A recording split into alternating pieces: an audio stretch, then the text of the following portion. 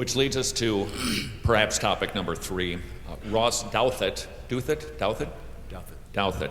New York Times, perhaps one of the best surveyors of what's going on in culture these days, just wrote an article that said it is at the place in culture right now where Christians are no longer at the table negotiating what is morality, but basically we are waiting for the terms of surrender. We are not even being asked what should the terms be. We're waiting for culture, the secularist, to tell us here are the terms of surrender. Gentlemen, are we at that point, and are we, in your opinion, headed toward genuine Christian persecution? I want to be very, very careful in using the word persecution.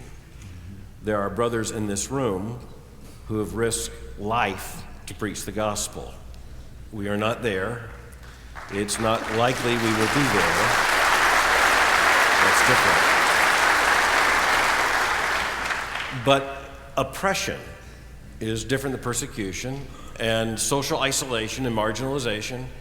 I think we have to keep a couple things in mind. Our ultimate concern should be freedom to preach the gospel. That should be our primary concern. There are many other privileges we're losing fast in this culture. We've lost the privilege to establish the moral norm. We've lost the privilege to speak in some places. You're not going to see an evangelical who holds to biblical morality likely to offer the invocation at the inauguration of anyone, of any party elected president of the United States in any near future. And so we've lost certain privileges in the society. I would not call that persecution. I would simply say that that's a direct attempt to subvert and marginalize the gospel and those who represent the gospel. However, Ross Douthat's a friend. We recently spoke together. I think what he's writing, especially where he wrote it in the pages, the opinion page of the New York Times, he's exactly right. He's a part of some of the same conversations that I'm a part of. They're very depressing conversations from a legal and political, cultural perspective. But the reality is that those who are now calling the shots in the culture, in the courts, in the law, in politics, in major media, in the cultural creatives, they believe that we are now to be silenced. And they're going to do everything they can to silence us. And the other thing is, and I'm preaching on Romans 1 tonight, so I'm trying not to preach my sermon, nor to allow Mark to.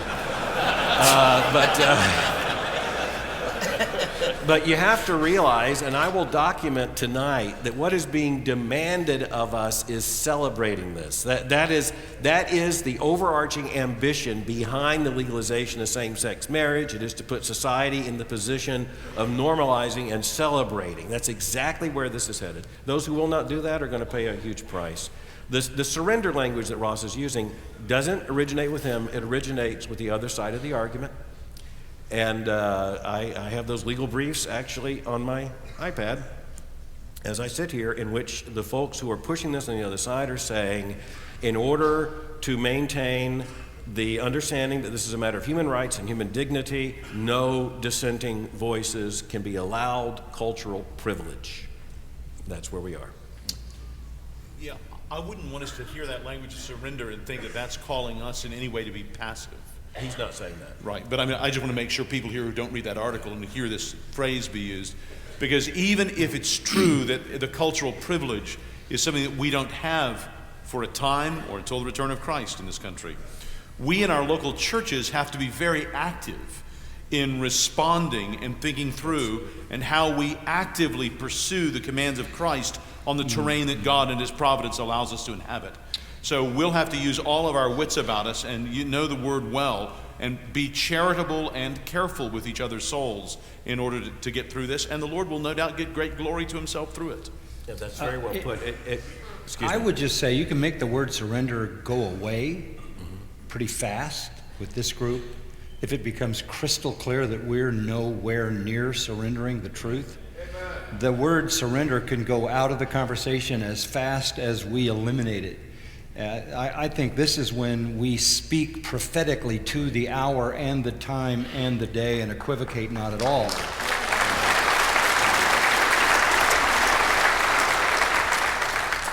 I think in fairness to the argument, John's exactly right. God bless you for that affirmation. But that language came out of Massachusetts when same-sex marriage was being legalized, and at the last minute, efforts were made to try to arrange after same-sex marriage. The momentum was already there. They're already legislating it. It's already heading in that direction. The Supreme Court of that state had already ruled. The issue was, okay, now what protections can be put in place for Christians and others of conscience? And the answer was basically nothing. That's why Catholic Charities went out of business, which had been the largest adoption agency in the entire state for decades and decades. And so the politicians said of those asking for those religious liberty privileges, that's the equivalent of negotiating over terms of surrender.